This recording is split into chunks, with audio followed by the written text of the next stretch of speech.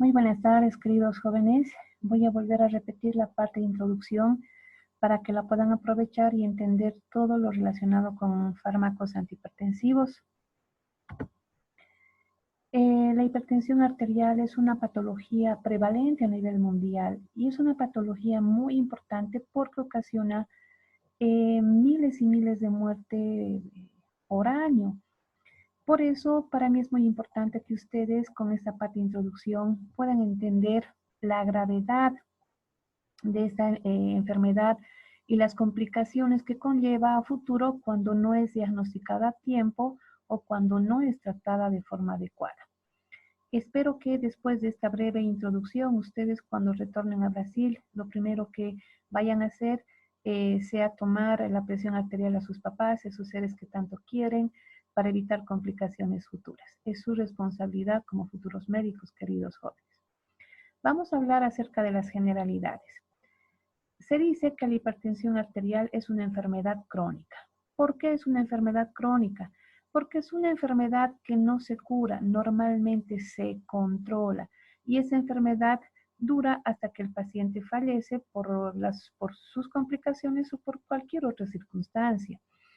Se dice que es crónica porque una vez que se ha establecido, una vez que se ha diagnosticado en el organismo del paciente, persiste durante muchos, muchos, muchos años. ¿Hasta cuándo? Hasta que el paciente llega a fallecer o por las complicaciones inherentes a la enfermedad o por cualquier otra circunstancia. Se dice que la hipertensión arterial es evolutiva. ¿Por qué? Porque el daño que determina, porque el daño que ocasiona en 4 tejidos importantes, a medida que avanza el tiempo, este daño se magnifica y este daño además es irreversible. Se dice que la hipertensión arterial es una enfermedad también silenciosa. ¿Por qué? Porque el daño que ocasiona a nivel del corazón, a nivel del tejido cardíaco, a nivel de los vasos sanguíneos renales, a nivel de los vasos de la retina y a nivel de del encéfalo, son daños que a veces no son diagnosticados a tiempo porque el paciente no manifiesta ninguna sintomatología. Al parecer el paciente está sano, pero ya tiene una hipertensión de base. Por eso se dice que es silenciosa, porque solo se manifiestan sus signos, sintomatología, cuando ya la hipertensión arterial es o moderada o severa. ¿Cuáles son los tejidos que sufren mayores complicaciones cuando no es diagnosticada a tiempo esta enfermedad? El corazón, los riñones, la retina y el encéfalo. Por eso es importante tomar la presión arterial a los seres que más queremos. ¿Por qué? Porque es probable que tengan hipertensión arterial y no lo sepan porque no han manifestado ninguna sintomatología. ¿Cuáles son las complicaciones que provoca la hipertensión arterial? A nivel vascular, la hipertensión arterial provoca un fenómeno que se llama remodelamiento parietal o remodelado parietal. La hipertensión arterial provoca una modificación en la pared vascular. A este fenómeno se llama arterioesclerosis. ¿Qué es la arterioesclerosis? Es una alteración de la túnica media ocasionada por las presiones sanguíneas elevadas. ¿Túnica media de dónde? De los vasos sanguíneos. No sé si ustedes se pueden fijar en la imagen inferior de la derecha, de la columna derecha, vemos dos cortes sagitales de un vaso sanguíneo. A la derecha, o en la imagen de la derecha, la túnica media está muy, pero muy engrosada y el lumen vascular muy estrecho.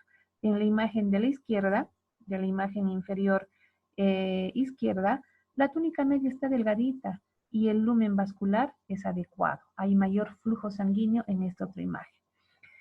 Cuando el paciente maneja presiones arteriales elevadas, esta túnica media se engrosa para poder sostener esas presiones sanguíneas elevadas. Hay engrosamiento de la túnica media vascular y esto va a ocasionar una disminución del flujo sanguíneo.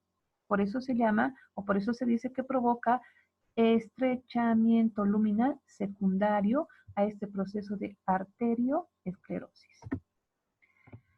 Este proceso, además, no solo provoca este fenómeno de arterioesclerosis, sino también otro fenómeno muy parecido que se llama ateroesclerosis.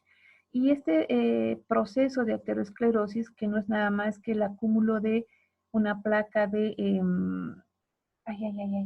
perdón, de una placa ateromatosa a nivel de vasos sanguíneos importantes, como por ejemplo la aorta, los vasos sanguíneos coronarios, los vasos sanguíneos cerebrales. Es en estas arterias tan importantes que se solidifica esta placa de ateroma. A este proceso se llama ateroesclerosis.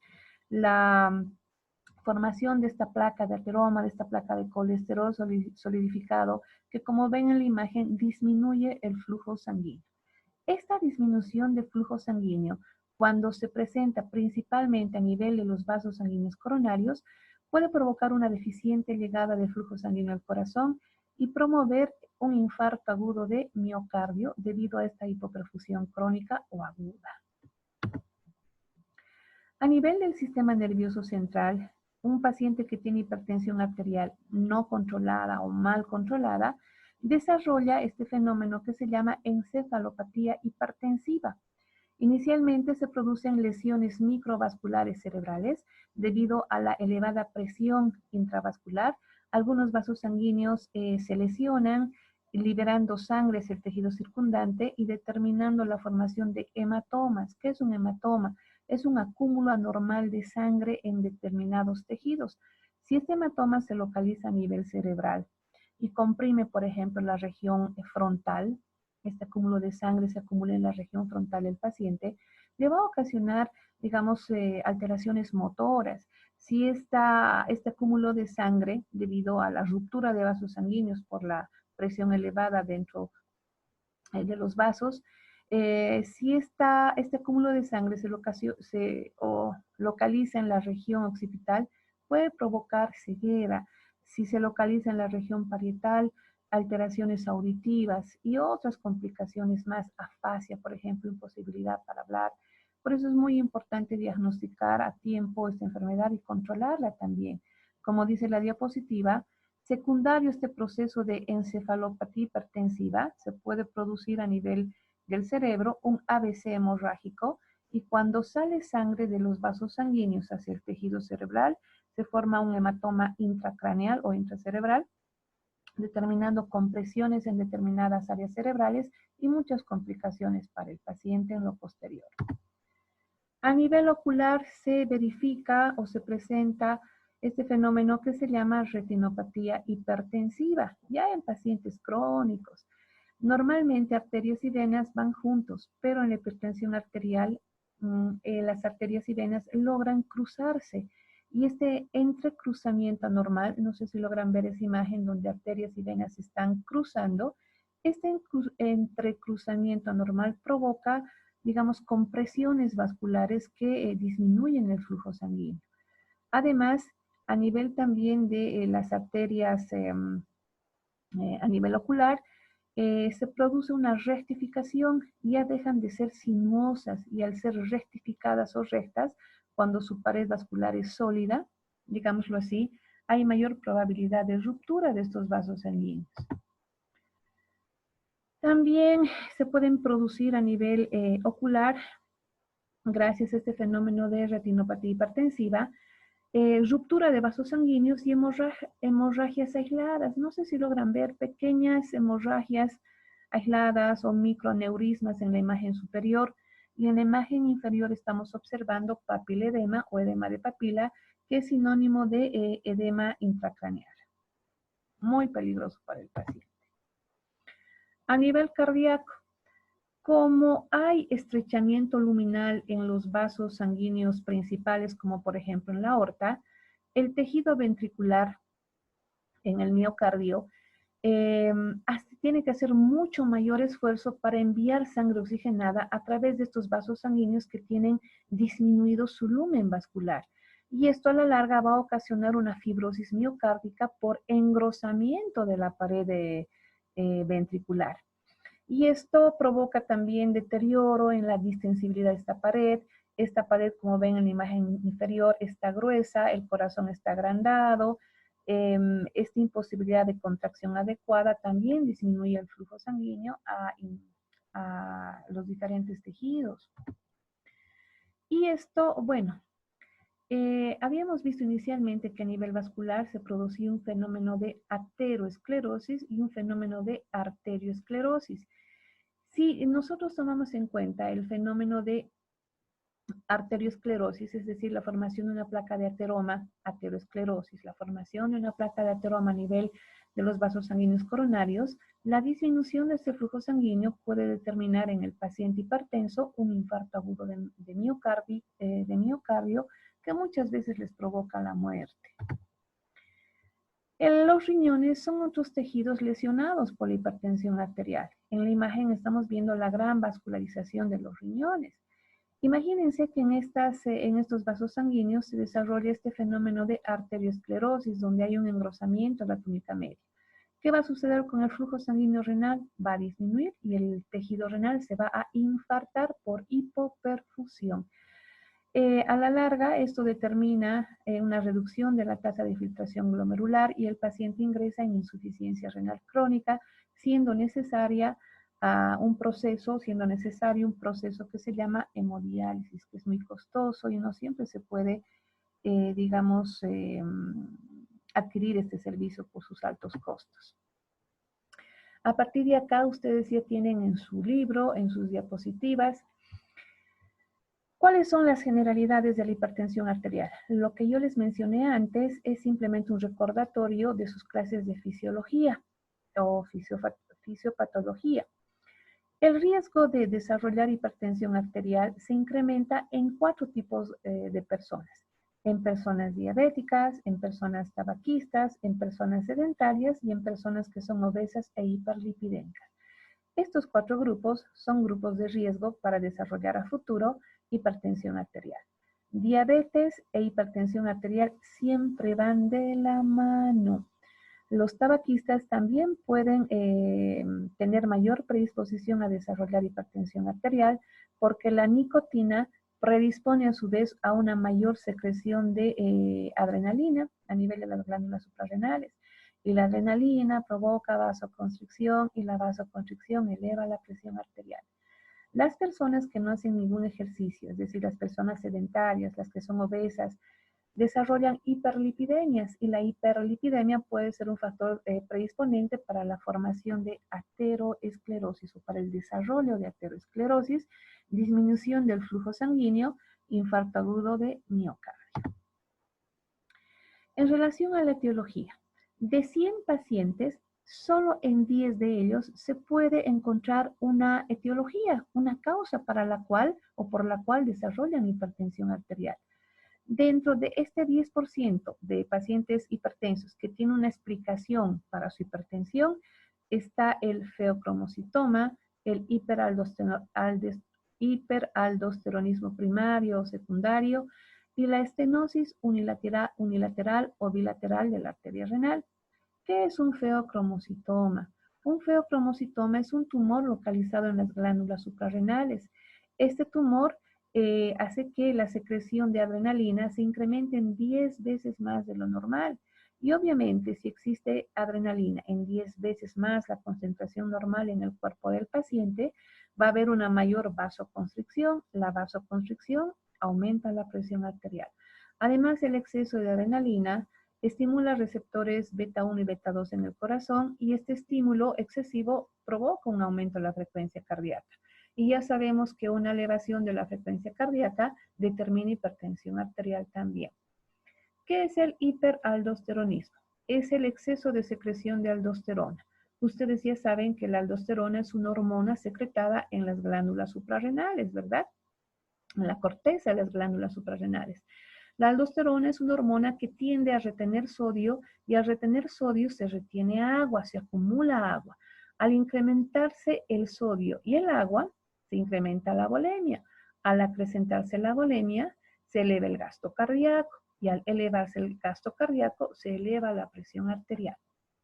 Y bueno, cuando existe una estenosis unilateral de la arteria renal o una estenosis bilateral de las arterias renales, este bajo flujo sanguíneo estimula al sistema renina-angiotensina-aldosterona y este sistema va a provocar vasoconstricción y también hipersecreción de aldosterona.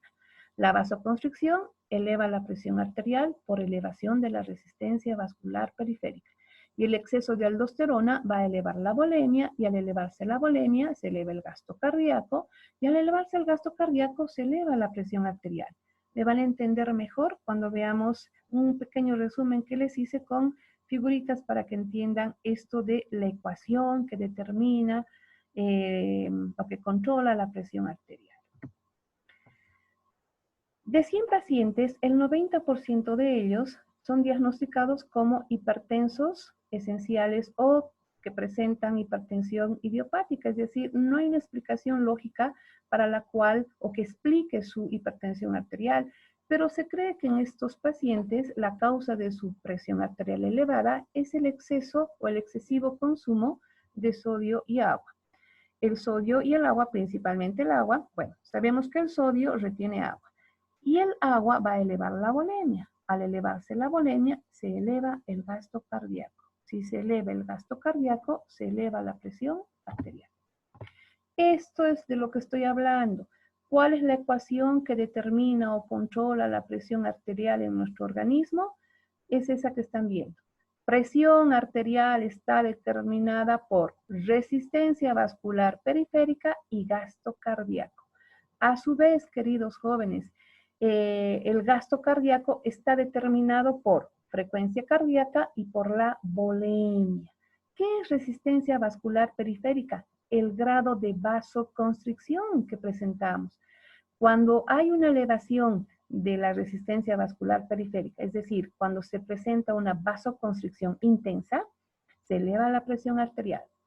Cuando se eleva el gasto cardíaco, se eleva la presión arterial. Como ven, la resistencia vascular periférica y el gasto cardíaco son dos factores que elevan la presión arterial. ¿Qué había sido resistencia vascular periférica? El grado de vasoconstricción.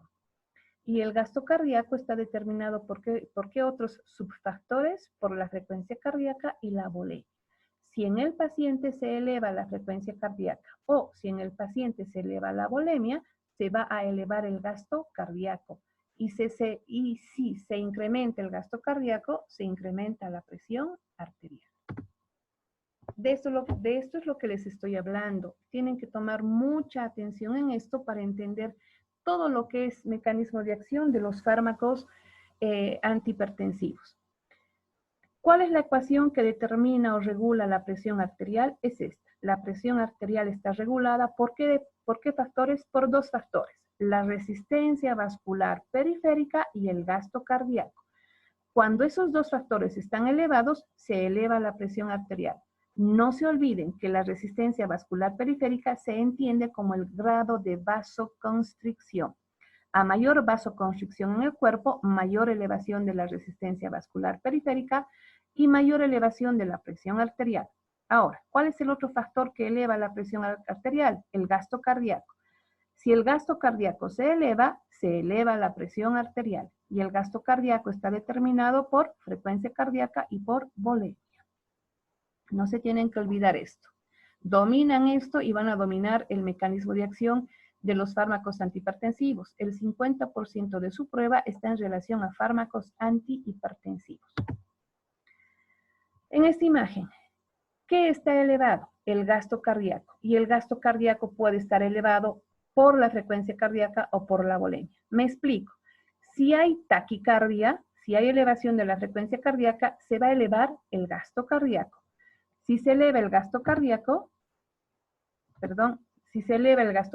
se eleva la presión arterial también. ¿Qué más? El gasto cardíaco está determinado también por la volemia. Si se eleva la volemia porque el paciente tiene retención de líquidos por exceso de aldosterona, se eleva el gasto cardíaco. Si se eleva el gasto cardíaco, se eleva la presión arterial.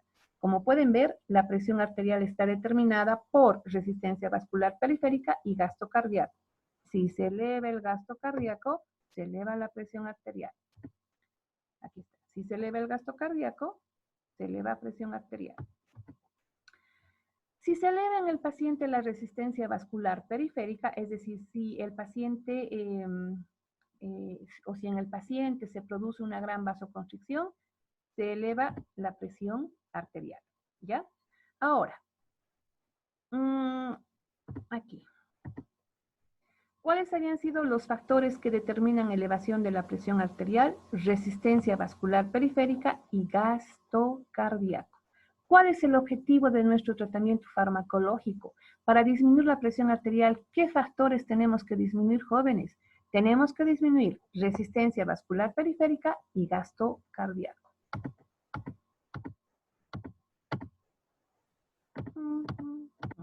Aquí está. Para nosotros disminuir la presión arterial, ¿qué tenemos que hacer? Disminuir el gasto cardíaco. ¿Cómo disminuimos el gasto cardíaco? Disminuyendo la frecuencia cardíaca, utilizando fármacos bradicardizantes o disminuyendo la volemia. ¿Y cómo vamos a disminuir la volemia? Evitando la hipersecreción de aldosterona, por ejemplo, o favoreciendo la eliminación de líquidos por el cuerpo. Si disminuimos la volemia, disminuye el gasto cardíaco. Ese es uno de los objetivos de nuestro tratamiento farmacológico. Ahora, ¿cuál es el otro objetivo de nuestro tratamiento farmacológico? Disminuir la resistencia vascular periférica. ¿Qué era la resistencia vascular periférica? El grado de vasoconstricción. Para disminuir la resistencia vascular, ¿qué tenemos que hacer? Utilizar fármacos vasodilatadores. Hay fármacos que disminuyen solo resistencia vascular periférica, hay fármacos que disminuyen solo gasto cardíaco y hay fármacos que disminuyen ambos factores, gasto cardíaco y resistencia vascular periférica. ¿Ven? Si disminuimos gasto cardíaco o resistencia vascular periférica o reducimos ambos factores, vamos a disminuir la presión arterial. Lo que les hablaba. ¿Cuáles son los objetivos de nuestro tratamiento farmacológico? Disminuir la resistencia vascular periférica y disminuir el gasto cardíaco. ¿Cómo vamos a disminuir la resistencia vascular periférica? Provocando vasodilatación. ¿Y cómo vamos a disminuir el gasto cardíaco? Por dos mecanismos. O bien disminuyendo la frecuencia cardíaca o bien disminuyendo la volemia.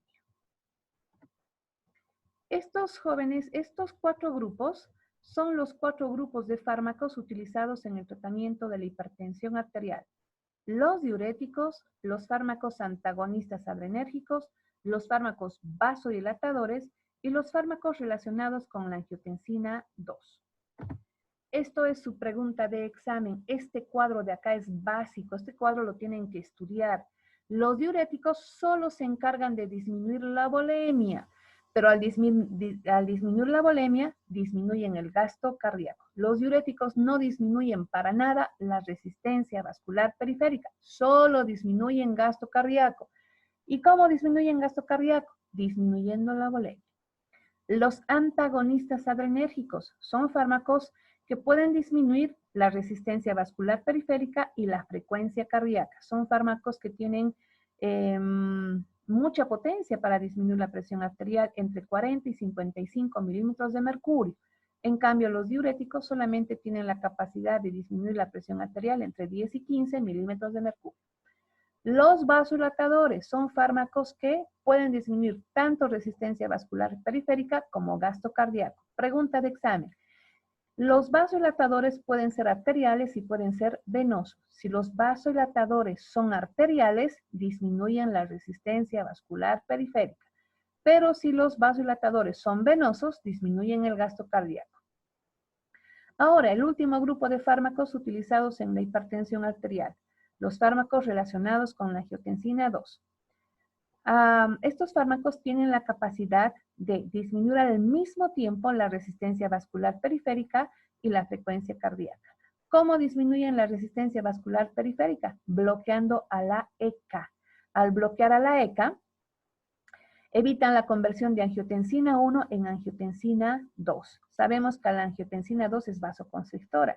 Como ya no existe angiotensina 2 al utilizar anti-ECAs, entonces provocamos vasodilatación y disminuimos resistencia vascular periférica. ¿Y cómo disminuimos la frecuencia cardíaca?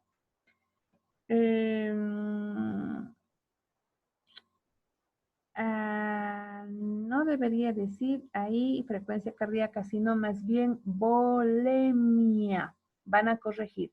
disminuyen la volemia. ¿De qué manera disminuyen la volemia?